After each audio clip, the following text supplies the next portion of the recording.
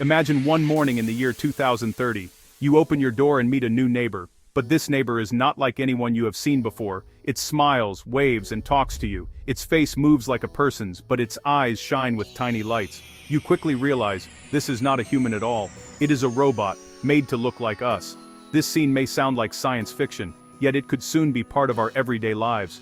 Around the world, researchers and engineers are racing to build machines that walk, talk, and even laugh like humans. The goal? To create helpers and companions that fit neatly into our world. Why do we want robots to look and act like people? The answer is simple.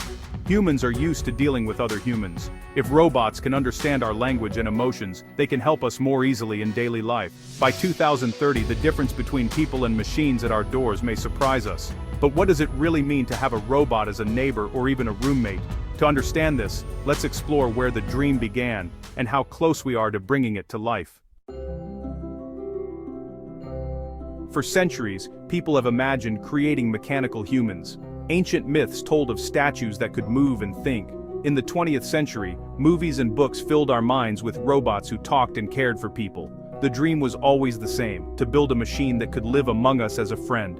Over time, this dream inspired real scientists and engineers. Early robots could only move in simple ways. They did not look like humans, and they could not talk or listen. But as technology improved, so did our machines. Today, some robots can walk on two legs, shake hands, and even hold a conversation. The push for human-like robots comes from our desire to make machines useful and friendly. We want them to understand our needs, help us with work, and even provide comfort when we are lonely. The closer a robot is to a human, the easier this becomes. Yet making robots that truly behave like people is a huge challenge. It requires not just motors and wires, but also smart brains that can learn and adapt.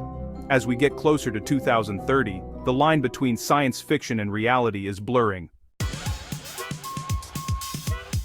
A humanoid robot is a machine designed to look and act like a human being. But what does that mean in practice? Most humanoid robots have a head, 2 arms, and 2 legs. Their faces might have eyes that move and mouths that smile or talk. Some even have skin that feels soft to the touch. Scientists build robots this way for many reasons. First, our world is made for people. Doors, chairs, and tools are all designed for human hands and bodies. A robot with the same shape can use these things more easily. Second, making robots look human helps us trust and understand them. If a robot can show emotions, we feel more comfortable around it. But there are challenges too. Making a robot walk or climb stairs is much harder than moving on wheels. Giving a robot a friendly face that does not seem strange or scary is also difficult. This is called the uncanny valley. When a robot looks almost human but not quite, it can feel unsettling. Still, every year, robots become more lifelike. They can move their fingers, turn their heads, and even dance. Little by little, scientists are closing the gap between metal and flesh.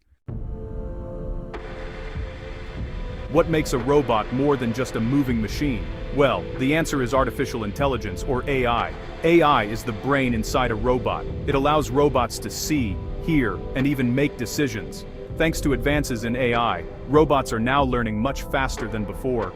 Today's best humanoid robots can recognize faces and voices. They can have simple conversations, answer questions, and even understand jokes. Some robots use cameras and sensors to see the world and avoid bumping into things. Others can pick up objects, clean rooms, or deliver packages. AI is also helping robots learn new skills. For example, a robot can watch a person fold laundry, then copy those moves itself. With each day, AI makes robots more useful and independent. They are no longer just tools, they are partners who can work alongside us. Still, there is a long way to go. Even the smartest robots today are not as clever as a child. They need careful instructions and sometimes make mistakes. But with every new discovery, the dream of truly intelligent robots comes closer. Factories are likely to be the first homes for humanoid robots. Here, robots can do hard, repetitive jobs, lifting heavy parts, sorting packages, or working on assembly lines. Already, some companies use robots to speed up production and reduce human injuries. Hospitals and care centers are also testing robots as helpers. Robots can deliver medicines, bring meals, or even support nurses with patient care. In Japan, some robots already help older adults get out of bed or remind them to take medicine. The goal is to make life safer and easier for both workers and patients. Hotels and restaurants are starting to welcome humanoid robots too. Some robots greet guests, carry luggage, or clean rooms. Others take orders in cafes or serve food with a smile. These early robots may not replace humans, but they can help staff focus on more important jobs. As robots become more skilled, we will see them in more places. They could help in schools, airports, and even on farms. Step by step, robots are becoming a normal part of our public spaces. By 2030, some families may have a humanoid robot living with them. These robots could help with chores like cooking, cleaning, or shopping. For busy parents, a robot could watch the children or help with homework. For people living alone, a robot could be a friend to talk to and share meals with. Older adults may benefit the most. Many seniors need help with daily tasks but want to stay in their own homes. A robot could remind them to take medicine, make emergency calls, or simply offer company. This could help millions of people live safely and happily as they age. But having a robot in the house is not just about work. Imagine coming home from a long day and having a robot ask about your day, play your favorite music, or help you cook dinner. For some, a robot roommate might bring comfort and joy, especially if family lives far away. Of course, not everyone will want a robot at home. Some people may worry about privacy or safety. Others may prefer real human company. These choices will shape how quickly robots become part of family life. As robots become more common, people worry about jobs.